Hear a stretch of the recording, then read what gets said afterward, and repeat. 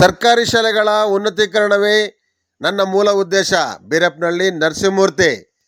ಶಿಡ್ಲಘಟ್ಟ ತಾಲೂಕಿನ ಕದಿರನಾಯಕನಹಳ್ಳಿಯ ಶಾಲೆಯಲ್ಲಿ ಮೀನಾಕ್ಷಿ ಫೌಂಡೇಶನ್ನಿಂದ ವಿಶೇಷ ಕೊಡುಗೆ. ನಮಸ್ಕಾರ, ಸಮತಾ ನ್ಯೂಸ್ಗೆ ಸ್ವಾಗತ. ಶಿಡ್ಲಘಟ್ಟ ವಿಧಾನಸಭಾ ಕ್ಷೇತ್ರದಾದ್ಯಂತ ಸರ್ಕಾರಿ ಶಾಲೆಗಳ ಉನ್ನತೀಕರಣವೇ ಮತ್ತು ಬಡ ವಿದ್ಯಾರ್ಥಿಗಳ ನೆರವಿಗಾಗಿ ಮೀನಾಕ್ಷಿ ಫೌಂಡೇಶನ್ ಮಹತ್ವದ ಹೆಜ್ಜೆ ಇಟ್ಟಿದೆ. ಶಿಡ್ಲಘಟ್ಟ ತಾಲೂಕಿನ ಕದಿರನಾಯಕನಹಳ್ಳಿಯ ಸರ್ಕಾರಿ ಹಿರಿಯ ಪ್ರಾಥಮಿಕ ಪಾಠಶಾಲೆಯಲ್ಲಿ ಇಂದು ವಿಶೇಷ ಸೇವಾ ಕಾರ್ಯಕ್ರಮವೊಂದು ಜರುಗಿತು. ಮೀನಾಕ್ಷಿ ಫೌಂಡೇಶನ್ನ ಅಧ್ಯಕ್ಷರಾದ ಬೀರಪ್ಪನಹಳ್ಳಿ ನರಸಿಂಹಮೂರ್ತಿ ಕದಿರನಾಯಕನಹಳ್ಳಿಯ ಶಾಲೆಗೆ ಭೇಟಿ ನೀಡಿ ಮಕ್ಕಳಿಗೆ ಉಪಯುಕ್ತವಾದಂತಹ ಡಿಜಿಟಲ್ ಟಿವಿ, ವಾಟರ್ ಫಿಲ್ಟರ್ ಹಾಗೂ ಫ್ಯಾನ್ಗಳನ್ನು ಮತ್ತು ಮಾಡರ್ನ್ ಡೆಸ್ಕ್ಗಳನ್ನು ಉಚಿತವಾಗಿ ಕೊಡುಗೆಯಾಗಿ ಶಾಲೆಗೆ ನೀಡಿದರು. ಶಾಲಾ ಆವರಣದಲ್ಲಿ ಸಸಿಗಳನ್ನು ನೆಡುವುದರ ಮೂಲಕ ಅತ್ಯಂತ ಅರ್ಥಪೂರ್ಣವಾಗಿ ಕಾರ್ಯಕ್ರಮಕ್ಕೆ ಚಾಲನೆ ನೀಡಿದರು. ಸರ್ಕಾರಿ ಶಾಲೆಗಳನ್ನು ಉನ್ನತೀಕರಿಸುವುದೇ ನನ್ನ ಮೂಲ ಉದ್ದೇಶವಾಗಿದೆ. ಬಡ ಕುಟುಂಬದ ಮಕ್ಕಳು ಯಾವುದೇ ಸೌಲಭ್ಯದಿಂದ ವಂಚಿತರಾಗಬಾರದು, ಅವರಿಗೆ ಅನುಕೂಲವಾಗಲಿ ಎಂದೇ ಈ ಸೇವೆಯನ್ನು ಮಾಡುತ್ತಿದ್ದೇನೆಂದು ತಿಳಿಸಿದರು. ಮುಂದಿನ ದಿನಗಳಲ್ಲಿ ತಾಲೂಕಿನಾದ್ಯಂತ ಬಡ ಮಕ್ಕಳಿಗೆ ಮತ್ತು ಸರ್ಕಾರಿ ಶಾಲೆಗಳಿಗೆ ಅತ್ಯಂತ ಅಗತ್ಯವಾದ ಸೌಲಭ್ಯಗಳನ್ನು ದೊರಕಿಸಿಕೊಡಲು ನಾನು ಸದಾ ಸಿದ್ಧನಿದ್ದೇನೆಂದು ತಿಳಿಸಿದರು. ಈ ಒಂದು ಸಂದರ್ಭದಲ್ಲಿ ಬೀರಪ್ಪನಹಳ್ಳಿ ನರಸಿಂಹಮೂರ್ತಿಯವರ ಪತ್ನಿಯಾದ ಶ್ರೀಮತಿ ಮಂಜುಳಾ ನರಸಿಂಹಮೂರ್ತಿ, ಬೀರಪ್ಪನಹಳ್ಳಿಯ ಕೃಷ್ಣಪ್ಪ, ನಾಗೇಶ್, ಕ್ಯಾತಪ್ಪ, ಕೃಷ್ಣ ಹಾಗೂ ಕದಿರನಾಯಕನಹಳ್ಳಿಯ ರವಿಕುಮಾರ್ ಉಪಸ್ಥಿತರಿದ್ದರು. ಅಲ್ಲದೆ ನರಸಿಂಹಮೂರ್ತಿಯವರ ಸ್ನೇಹಿತರು, ಅಭಿಮಾನಿ ಬಳಗದವರು, ಶಾಲೆಯ SDMC ಅಧ್ಯಕ್ಷರು, ಉಪಾಧ್ಯಕ್ಷರು ಮತ್ತು ಮುಖ್ಯೋಪಾಧ್ಯಾಯರು, ಶಿಕ್ಷಕ ವೃಂದದವರು ಹಾಗೂ ವಿದ್ಯಾರ್ಥಿನಿಯರು ಈ ಸಂಭ್ರಮದ ಕ್ಷಣಕ್ಕೆ ಸಾಕ್ಷಿಯಾದರು. ಮೀನಾಕ್ಷಿ ಫೌಂಡೇಶನ್ನ ಈ ಶ್ಲಾಘನೀಯ ಸಮಾಜ ಸೇವೆಯನ್ನು ಶಾಲಾ ಮಂಡಳಿ ಮತ್ತು ಗ್ರಾಮಸ್ಥರು ಮುಕ್ತ ಕಂಠದಿಂದ ಶ್ಲಾಘಿಸಿದರು. ನಿರಂತರ ಸುದ್ದಿಗಳಿಗಾಗಿ ನೋಡ್ತಾ ಇರಿ ಸಮತಾ ನ್ಯೂಸ್ ಶಿಡ್ಲಘಟ್ಟ. ವರದಿ ಅರಕೆರೆ ಮುನ್ರಾಜು, ಪ್ರಧಾನ ಸಂಪಾದಕರು, ಸಮತಾ ನ್ಯೂಸ್ ಶಿಡ್ಲಘಟ್ಟ. ಆ ಶಕ್ತಿ ಕೊಟ್ಟಿದ್ದಾನೆ ದೇವರು. ಆ ದೇವರಿಗೆ ನನ್ನ ಹೃತ್ಪೂರ್ವಕ ಧನ್ಯವಾದಗಳು ತಿಳಿಸುತ್ತಾ ಸಾಷ್ಟಾಂಗ ನಮಸ್ಕಾರಗಳು.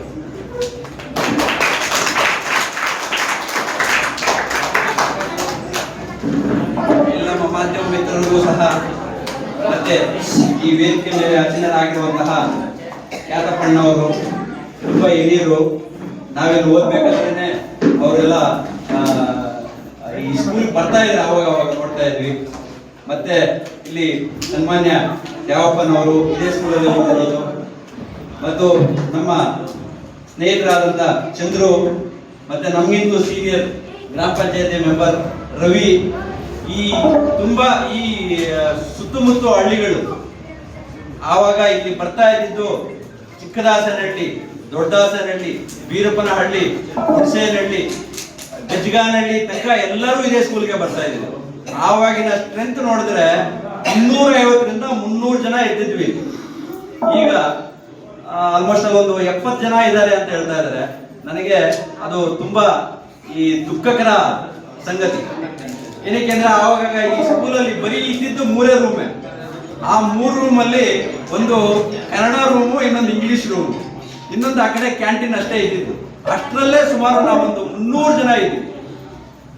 ಈಗ ಬರೀ 80 ಜನ ಇದ್ದಾರೆ ಅಂತ ಹೇಳಿದ್ರೆ ನನಗೆ ತುಂಬಾ ನೋವಾಗ್ತಾ ಇದೆ. ಈ ಗೌರ್ನಮೆಂಟ್ ಶಾಲೆಗಳು ಮುಚ್ಚುವಂತ ಸ್ಥಿತಿಯಲ್ಲಿ ಇದೆ. ಆ ಶಾಲೆಗಳನ್ನ ಉಳಿಸಬೇಕು ಅನ್ನೋದೇ ನನ್ನ ಕನಸು.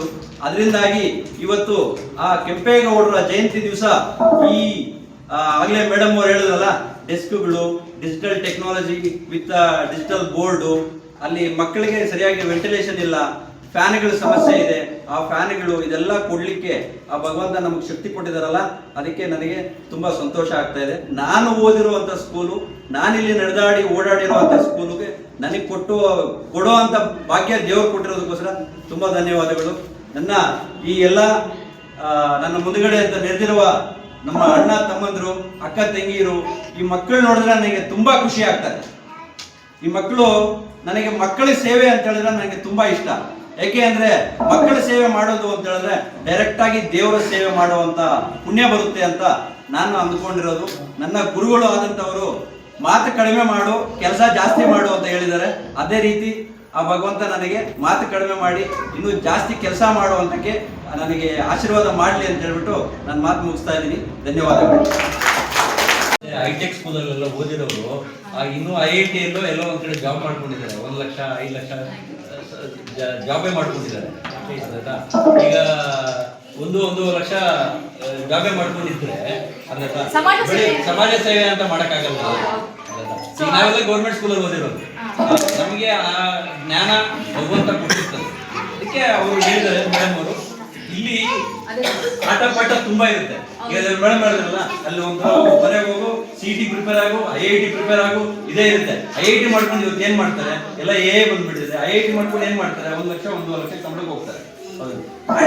ಒಬ್ಬೊಬ್ರು ಕೆಪಬಿಲಿಟಿ, ಒಬ್ಬರು IAS ಆಗ್ತಾರೆ, ಒಬ್ರು IPS ಆಗ್ತಾರೆ. ಆ ಸ್ಪೋರ್ಟ್ಸ್ ಅಂತ ಗಂಧನೇ ಇರೋದಿಲ್ಲ ಆ ಮಕ್ಕಳಿಗೆ. ಏನು ಬರೀ ಏನ್ ಮಾಡ್ತಾರೆ, ನೀನು IIT ರ್ಯಾಂಕ್ ಬರ್ಬೇಕು, 99.99 ಬರ್ಬೇಕು, ಹೌದಲ್ವಾ? 99.99 ಬರ್ಬೇಕು ಅಂತ ಹೇಳ್ತಾರೆ.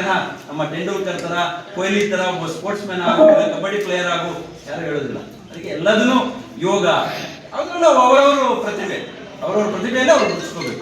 ಈಗ ನಮ್ಮ ಮಾಧ್ಯಮ ಮಿತ್ರರು ಅವ್ರದ್ದೊಂದು ವೃತ್ತಿ, ಈಗ ಇನ್ನೊಬ್ರದ್ದು ಒಂದೊಂದು ವೃತ್ತಿ, ಒಬ್ಬೊಬ್ಬರದ್ದು ಒಂದೊಂದು ವೃತ್ತಿ ಇರುತ್ತೆ ಅಲ್ಲದ. ಒಬ್ರು ಬ್ಯಾಂಕ್ ಎಂಪ್ಲಾಯ್ ಆಗಿರ್ತಾರೆ, ನಮ್ಮ ಗೌಡರು ಬ್ಯಾಂಕ್ ಎಂಪ್ಲಾಯ್ ಅದಲ್ವಾ, ಅವ್ರದ್ದು ಒಂದು ವೃತ್ತಿ. ಇನ್ನೊಬ್ರು ಅಗ್ರಿಕಲ್ಚರ್, ಈಗ ನೋಡಿ ನಮ್ಮ information technology manager Nagesh, okay, ಅವರು ಅವರೆಲ್ಲ ಇನ್ಫಾರ್ಮೇಶನ್ ಟೆಕ್ನಾಲಜಿನ ಅಳವಡಿಸ್ಕೊಂಡಿದ್ದಾರೆ. ಅರ್ಥದ? ಇನ್ಫಾರ್ಮೇಶನ್ ಟೆಕ್ನಾಲಜಿ ಒಂದೇ ನಮಗೆ ಆಗೋದಿಲ್ಲ, ಪ್ರತಿ ಒಂದೂ ಬೇಕಾಗುತ್ತೆ. Okay, thank you. ಎಲ್ಲ ಮಕ್ಕಳಿಗೆ ನನ್ನ ನಮಸ್ಕಾರಗಳು ಮತ್ತು ಪುಟಾಣಿ ಮಕ್ಕಳಿಗೆ ನನ್ನ ಆಶೀರ್ವಾದಗಳು. ಎಲ್ಲರೂ ಚೆನ್ನಾಗಿ ಓದಬೇಕು, ದೇಶಕ್ಕೆ ಮತ್ತು ನಿಮ್ಮ ಮನೆಗೆ ಒಳ್ಳೆ ಹೆಸರನ್ನು ತಂದು ಕೊಡಬೇಕು. ಎಲ್ಲರೂ ಹೇಳ್ತಾರೆ ಇಂಗ್ಲಿಷ್ ಮೀಡಿಯಂ ಓದಿದ್ರೆ ಮಕ್ಕಳು ಚೆನ್ನಾಗಿ ಓದುತ್ತಾರೆ ಅಂತ, ಅದು ತಪ್ಪು ಕಲ್ಪನೆ. ಹಳ್ಳಿಗಾಡಿನ ಜನ ಎಷ್ಟು ಪ್ರತಿಭಾವಂತರಿರ್ತಾರೆ ಅಂದರೆ, ಅವ್ರಿಗೆ ಸ್ವಲ್ಪ ಎನ್ಕರೇಜ್ ಮಾಡಿದ್ರೆ ಸಾಕು, ಅವರು ನಮ್ಮ ದೇಶದ ಅತ್ಯುನ್ನತ ಹುದ್ದೆಗೆ ಇರ್ತಾರೆ ಅವರು. ಅದಕ್ಕೋಸ್ಕರನೇ ನಾವು ಇಲ್ಲಿ ಬೇಕಾಗಿರುವಂತಹ ಮೂಲಭೂತ ಸೌಕರ್ಯಗಳನ್ನು ಒದಗಿಸಿಕೊಂಡು ಈ ಪ್ರತಿಭಾವಂತ ಮಕ್ಕಳನ್ನ ಮುಂದೆ ಬರೋ ಥರ ಮಾಡಬೇಕು, ಅವ್ರಿಗೆ ಬೆಂಬಲ ನೀಡಬೇಕು ಅಂತ ಈ ಕಾರ್ಯಕ್ರಮ ಹಮ್ಮಿಕೊಂಡಿದ್ದೀವಿ. ಅದೇ ರೀತಿ ದೊಡ್ಡವರಲ್ಲಿನೂ ಒಂದು ತಪ್ಪು ಕಲ್ಪನೆ ಇದೆ, ನಮ್ಮ ಮಕ್ಕಳು ಇಂಗ್ಲೀಷ್ ಕಲಿತ್ರೆ ಮಾತ್ರ ಚೆನ್ನಾಗಿರುತ್ತೆ ಫ್ಯೂಚರ್. ನಾವು ಮಕ್ಕಳನ್ನ ಇಂಗ್ಲೀಷ್ ಮೀಡಿಯಂಗೆ ಹಾಕಿದ್ದೀವಿ, ಬಟ್ ಅವ್ರು ಹೇಳ್ತಾರೆ ಅವ್ರಿಗೆ ಸಾಮಾನ್ಯ ಜ್ಞಾನ ಅಂತೂ ಕಲ್ಸ್ಕೊಡಲ್ಲ. ಅವ್ರಿಗೆ ಏನಿದ್ರು ನೀನು ನೀಟ್ ಪ್ರಿಪೇರ್ ಆಗು, ನೀನು CET ಪ್ರಿಪೇರ್ ಆಗು ಅಂತ ತುಂಬ ಪ್ರೆಷರ್ ಕೊಡ್ತಾರೆ. ನಿಮ್ಮ ಥರ ಆಟ ಆಡ್ಲಿಕ್ಕೂ ಆಗಲ್ಲ, ನಿಮ್ಮ ಥರ ಫ್ರೀಯಾಗಿ ಇರ್ಲಿಕ್ಕೂ ಆಗಲ್ಲ. ಅವ್ರಿಗೊಂಥರ ಜೈಲ್ ಥರ ಆಗ್ಬಿಟ್ಟಿದೆ. ಈ ಪ್ರೈವೇಟ್ ಸ್ಕೂಲ್ಗಳಲ್ಲಿ ಒಂಥರ ಜೈಲ್ ಥರ ಆಗ್ಬಿಡ್ತಾರೆ, ನಿಂತ್ಕೋಬೋದು ಅಷ್ಟೇ. ಅವ್ರಿಗೆ ನಿಮ್ಮ ಥರ ಸಾಮಾನ್ಯ ಜ್ಞಾನ ಆಗಲಿ, ಬೇರೆ ಪ್ರತಿಭಾವಂತ ಸ್ಪೋರ್ಟ್ಸ್ ಆ ಥರ ಯಾವುದಕ್ಕೂ ಅವರು ಪ್ರಿಫರೆನ್ಸ್ ಕೊಡಲ್ಲ. ನೀವು ಹೇಳ್ಬೇಕಂದ್ರೆ ತುಂಬ ಅದೃಷ್ಟವಂತ ಮಕ್ಕಳು, ಯಾಕಂದರೆ ಊರಲ್ಲಿ ಎಲ್ಲ ಒಳ್ಳೆ ಪಕ್ಷಿಗಳ ಥರ ಆಡಾಡ್ತಾ ಕಾಲ ಕಲಿತಾ ಚೆನ್ನಾಗಿ ಓದ್ತೀರಾ, ಮತ್ತೆ ನಿಮಗೆ ತುಂಬಾನೇ ಬುದ್ಧಿಶಕ್ತಿ ಇದೆ. ಇದನ್ನು ಉಪಯೋಗಿಸ್ಕೋಬೇಕು, ಚೆನ್ನಾಗಿ ಓದಬೇಕು, ಮತ್ತೆ ದೇಶಕ್ಕೆ ಒಳ್ಳೆಯ ಹೆಸರು ತಂದುಕೊಡ್ಬೇಕು.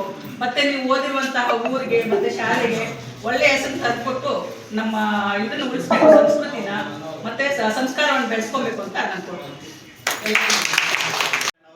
ಶಿಡ್ಲಘಟ್ಟ ವಿಧಾನಸಭಾ ಕ್ಷೇತ್ರದ ಸಮಾಜ ಸೇವಕರು ಅವರು ಏನಂದ್ರೆ ಈ ಸರ್ಕಾರಿ ಹಿರಿಯ ಪ್ರಾಥಮಿಕ ಶಾಲೆ ಅವರು ಓದಿರುವಂತಹ ಶಾಲೆಯಲ್ಲಿ modern desk, water filter, digital screen ಮತ್ತು ಫ್ಯಾನ್ಸ್ ಅನ್ನು ಸೇವೆಯಾಗಿ ಅವರು ನೀಡಿದ್ದಾರೆ. ಅದರ ಜೊತೆಯಾಗಿ ಅವರಲ್ಲಿರುವಂತಹ ಪರಿಸರ ಪ್ರೇಮಿಯಾಗಿದ್ದು ಅವರು 100 ಗಿಡಗಳನ್ನು ನೆಡುವಂತಹ ಕಾರ್ಯಕ್ರಮವನ್ನು ಏರ್ಪಡಿಸಲಾಗಿದೆ.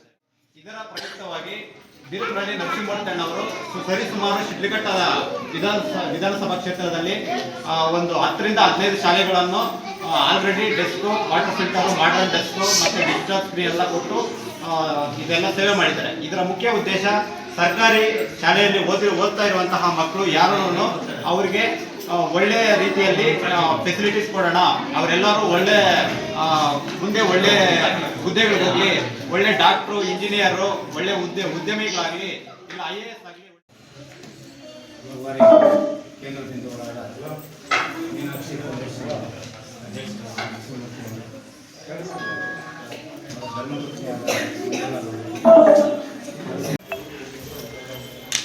ಈ ಒಂದು ಕಾರ್ಯಕ್ರಮವನ್ನು ಉದ್ದೇಶಿಸಿ ಮಾತಾಡಿದಂತಹ ಶ್ರೀ ಯಾದಪ್ಪಣ್ಣನವರಿಗೆ ಈ ಒಂದು ಕಾರ್ಯಕ್ರಮವನ್ನು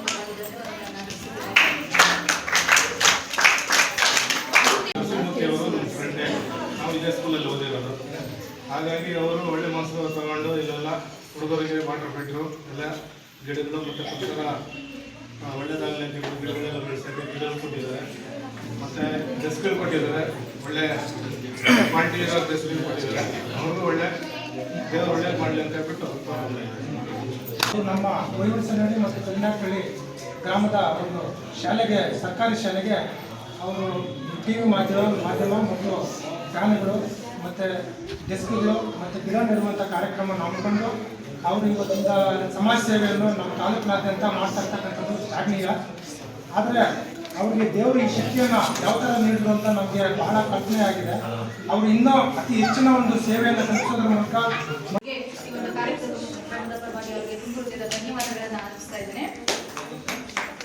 ಚಪ್ಪಲಿ ಹೊಡಿರೋ